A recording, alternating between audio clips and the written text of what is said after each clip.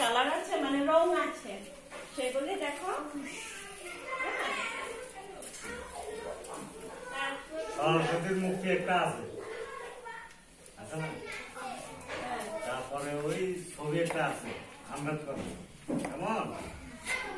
তারপর উপরে ফ্যান আছে, সাইডে ওয়ালটা আকাশি কালার, কেমন? হ্যাঁ, ঠিক আছে। তো এবার সবাই সরি, তারপরে আমরা এখন কি করবো, তোমাদের যে ইয়েগুলো মানে শাকটা তোমরা যে ভাত খাও না, ভাত খেলে আমরা কিছু খাও, সবজি খাও, মাংস খাও, বা আমরা কিছু খাই না, ফল জাতীয় খাই, মিষ্টি জাতীয় খাই, সেই শাকটা কিরকম সেটা তোমরা খাবো। হ্যাঁ, সবাই খাবো।